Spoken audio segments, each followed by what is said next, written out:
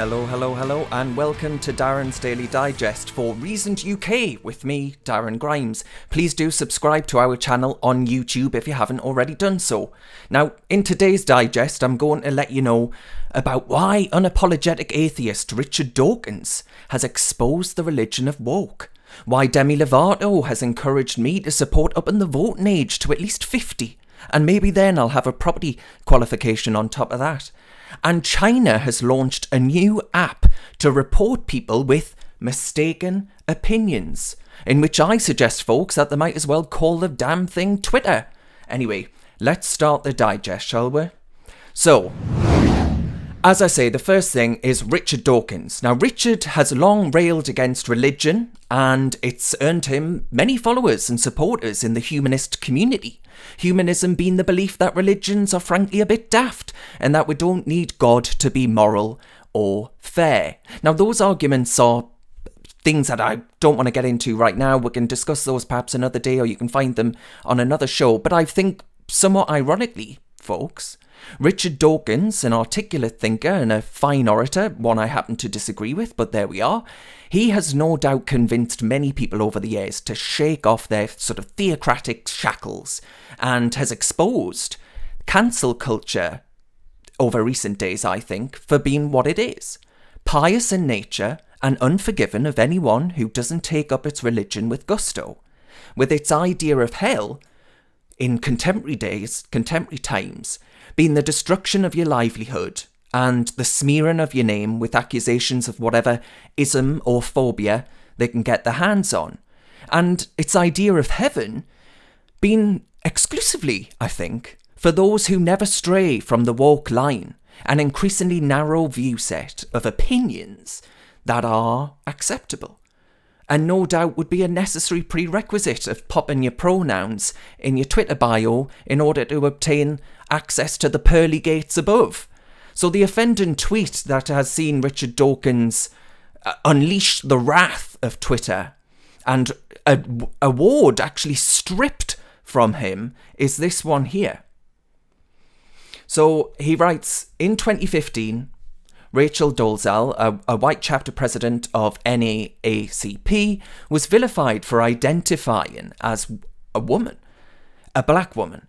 And Dawson goes on to say some men choose to identify as women, and some women choose to identify as men.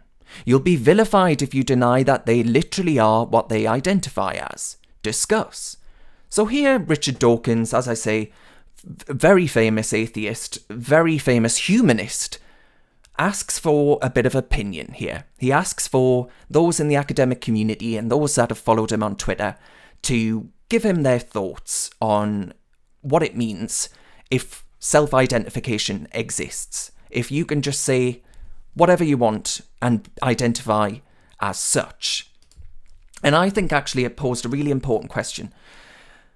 Because if self-identification exists, if saying that you are something is enough to force the whole of society to uproot their language, their customs, and to forego sex-based rights, why can't you identify as whatever it is you want to be? You know, Piers Morgan was absolutely ridiculed for saying that he would identify as a two-spirit penguin.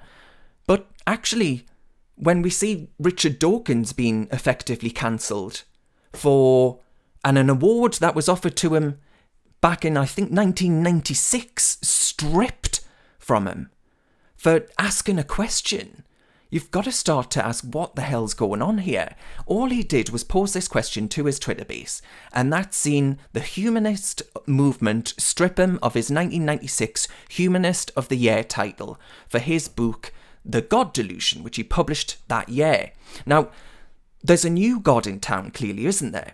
And it's the god of woke, and you better be worshipping at its altar, or hell hath no fury like a woke is scorned. You know, the fact that posing a question like this can be seen to strip an award and lose an honour that was awarded, some 25 years ago, because a vocal minority of LGBT activists, the permanently offended Pink Brigade, which once had sort of very, I think, laudable aims of equality, we've achieved equality.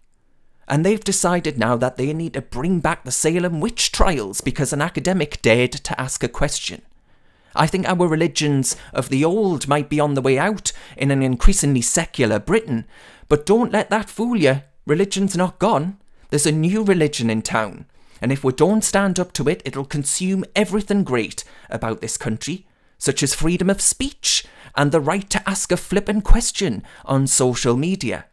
I think it's terrifying, frankly, that a group set up to denounce religion, to denounce these movements, these pious movements, which don't have any room for dissent or opposing views. The grandfather of those movements, which Richard Dawkins might well be painted as in some circles, the fact that he, with his books and status, he can be cancelled. I think that's shocking. Absolutely shocking. An award from all those years ago. I mean, I was 3 years old when he was given this award. Absolutely shocking times. Let us know what you think in the comment section. And if I've got time, we'll read some of them out. Now, next up is my plea. And it's a heartfelt plea, folks. To up the voting age to at least 50, and then perhaps add a voting qualification to it as well, that you have to own property. And I'll tell you why. So it's this lady here that has inspired me, this delightful lady here, that I think has shown that our millennial middle-class Marxists who champion communist ideas that enslaved large swathes of the globe and were ultimately responsible for deaths on a scale which we can't even comprehend today, aren't quite the worst of their generation. I think pop star Demi Lovato has asked them to hold on to her hat while she sort of sneaks that award away from them. Those that seek, you see, the label of victim, to such an extent, it seems to be a generational thing, doesn't it, that they'll seek to go to any length to obtain this victim status, even if it means tanking a small, successful business. Now, Piers Morgan wrote about this in his latest Daily Mail column, to which he said that the pop star was repulsively arrogant for urging a family-run LA shop, The Big Chill, it does frozen yogurts and things like that, or yogurts if you're American, for triggering her eating disorder with their selection of sugar-free cookies and diet foods. Because you see, in the world of Demi Lovato, the world revolves around her. In the world of these sort of millennials that think that the world completely should revolve around them, and actually they'll scream and scream until they get their own way, stamping their feet and all the rest of it, and, you know, doing all of these things virtually, using their big followings on Instagram to go after a LA-ran family shop. And, you know, these are the same diet foods that we're told are going to help us control our calories, or that cater for those with diabetes and other allergies. But no, folks. Demi Lovato comes first. Stop being so selfish, you complete and utter, gluten-intolerant morons. Demi tried to then use her Instagram account to shame this store, so she hit back at Piers as well, saying she'll continue shaming or calling out harmful messaging from brands or companies that perpetuate a society, these are not my words, perpetuate a society that only enables but praises, not only rather enables but praises disordered eating. The store in response said that it wasn't a diet vulture, and that it carries items for diabetics, for celiac disease, for vegans, and of course, for those who want more indulgent items, it carries those too. I think, folks, right, that this is yet more evidence of celebrities and influencers seeking that mantle of victim and placing it above all else. The permanently offended, you see, know that this sells concert tickets. It boosts sales of their music. They'll start trending on Twitter. And so they'll attack these family-run shops and others over something as moronic as selling diet-based ice creams and yogurts. And they think they have the right to demand that these stores change their business models. I reckon spoiled brats like Demi ought to be the ones that rethink their behaviours. And she's got form, after she split up with her ex-boyfriend, she came out as pansexual, which is just one of those new baubles that have been added on to the LGBT moniker. And were I based in Los Angeles, I tell you what, I'd be having something rainbow-coloured, but it wouldn't be a pride flag. I'd be eating one of those delicious ice creams right now, and it wouldn't be one of the ones that is diet-based, but I dare say they should continue to offer people choice. Demi's free to choose whichever ice cream she wants. But she can't suggest to others that their choice should be limited because she's unhappy with a selection. Get over yourself. Let us know what you think, folks, in that comment section. Now, finally. The Independent. Not a newspaper I particularly like, not a newspaper I'm particularly enamoured by.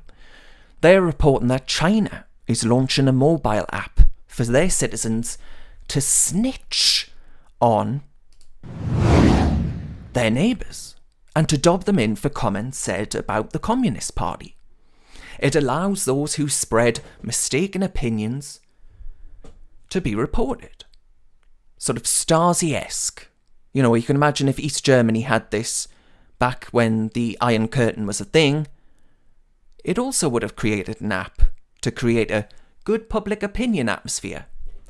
Earlier this year, China, which does have form for this sort of thing, it passed legal amendments against those who insult, slander, or infringe upon the memory of China's national heroes and martyrs, setting a jail time of up to 3 years. Can you imagine that? Can you imagine policing speech that doesn't incite violence or terrorism and threatening them with jail time or putting them on, some form of register? Well, yes, actually, folks, I don't know about you, but I can. I can imagine that. I can live in a country that does this sort of thing. We in this country that pride ourselves on being freer than our Chinese communist opponents, we routinely police speech and debate. If you are offended right now, no doubt some of you are, you can report me for anything I've said in this recording, and it'll go towards me for being a non-crime hate incident because I've said something that you find offensive. I'm offended. That's all it takes these days, folks, to get the law involved. And I'll be found that I've had an incident recorded against my name. And that can be found in deep searches if I want to, become a teacher in the future, for example. I'd be precluded from becoming a teacher, from offering my services as a teacher, because I've offended someone online. So I jokingly suggested, folks, that if China wants to build an app in which users report those with mistaken opinions, that they might as well call it twitter.com.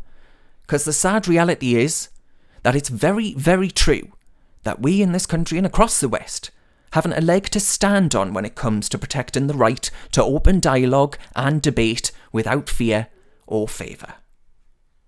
Anyway, folks, this was the first Daily Digest with me, Darren Grimes, and I hope that you enjoyed it. Let us know in the comments if you enjoyed the format, and I'll be doing it again tomorrow, so please do, it's very helpful. And I'll see yous next time.